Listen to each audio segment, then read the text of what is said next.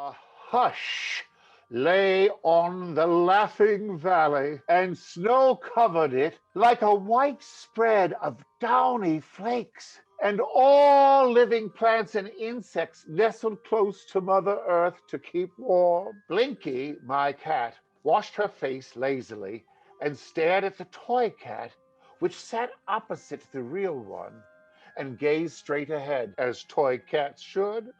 Ha! Suddenly, I heard a noise that sounded like a wail of suffering and despair.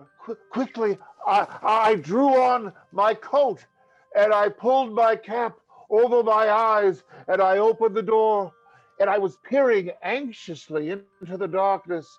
The wind tried to push me over, but I stood firm. Snow was everywhere. Now the wind caught me unawares, and I stumbled and I fell upon a snowdrift.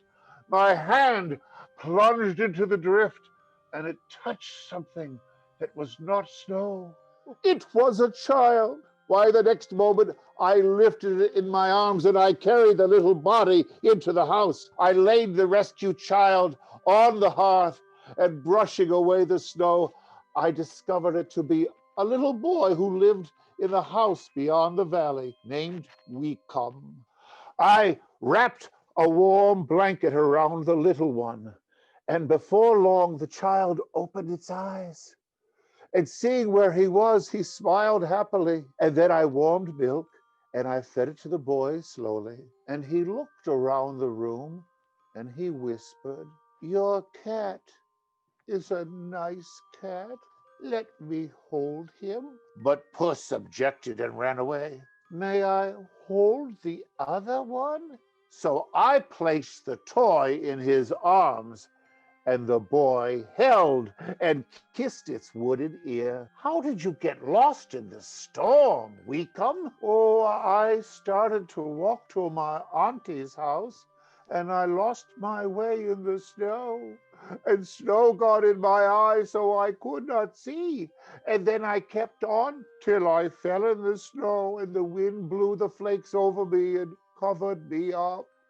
When morning came, Weecum asked, "May I keep the cat, Claus?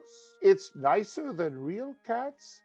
It doesn't run away or scratch or bite. Please, may I keep it?" "Why, yes, indeed."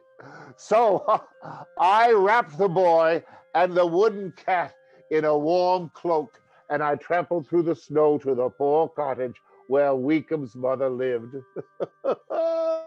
Later that night, I said to Puss, "You know, I believe that children will love wooden cats almost as well as the real ones, and they can't hurt them by pulling their tails or their ears. I'll make another." The next cat was better than the first, and several of the Ryls came to watch me work. There sat the Ryls of many colors, the red and the black, and the green and the yellow and blue Ryle. And then the yellow Ryle said, "If your toy could be made the same color as a real cat, no one would know the difference." So the Ryls disappeared, and they returned with their paints and their brushes, the ones they used to color the flowers of the forest.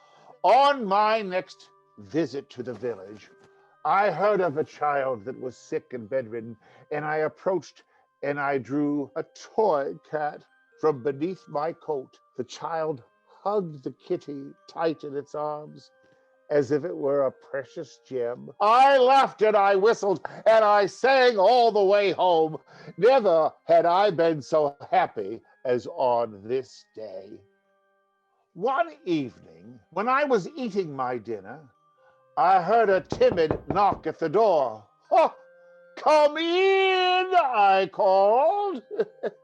And I jumped up and I threw open the door, and before me stood a very small girl and an even smaller brother. "Is you Claus?" she asks slyly. "My name is Mary." "Oh, why, yes, my dear. You've come just in time to share my dinner."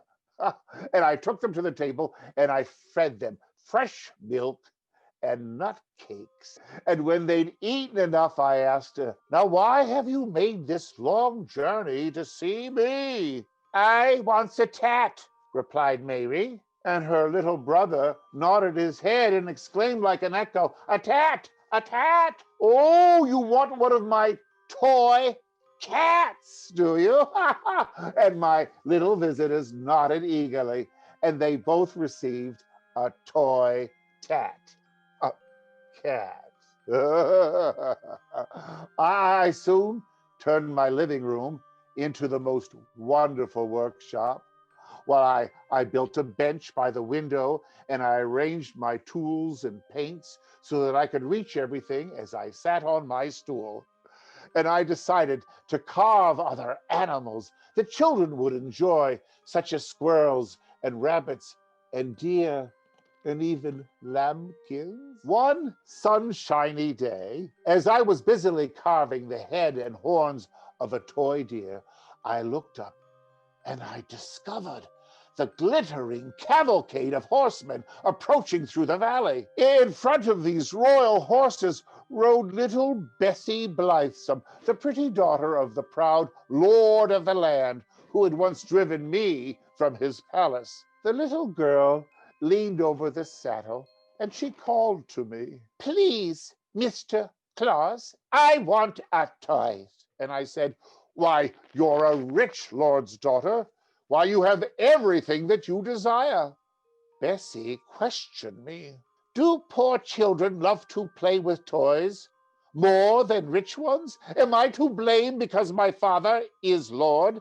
Must I be denied the pretty toys because other children are poorer than I?" "Well, I'm afraid you must, my dear, for the poor have nothing else with which to amuse themselves. And you have your pony to ride, your servants to wait on you, and every comfort that money can procure."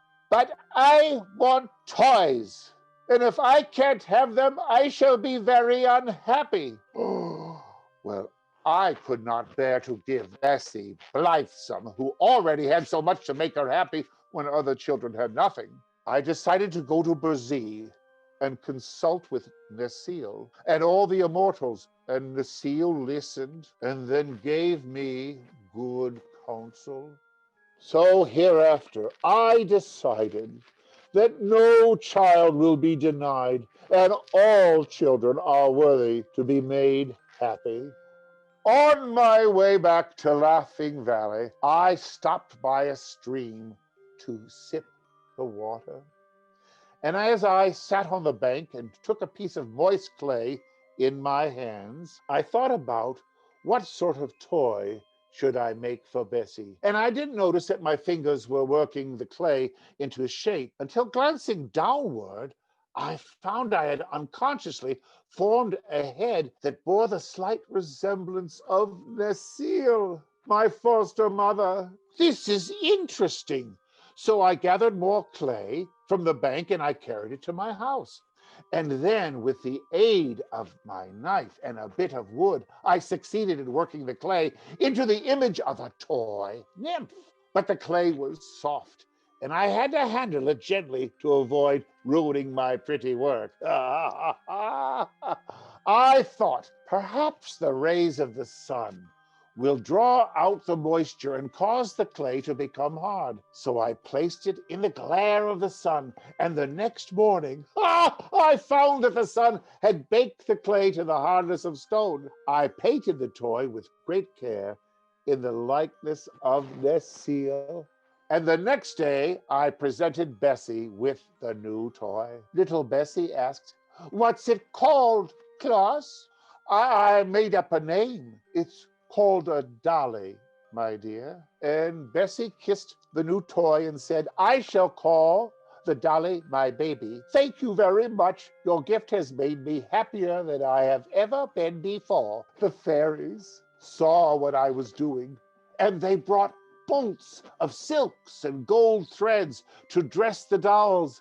And now I became a dressmaker as well as a toy maker. little Mary appeared at my door, weeping. Oh, she cried, Claus, I broke my tat. Oh, never mind, Mary. How would you like this new dolly instead of a cat? She cried. Oh, Claus, did I have the beautiful lady? I love it. It's better than tats. Well, then take it, Mary, and be careful not to break it. And I waved as Mary carried the dolly home with a childish joy.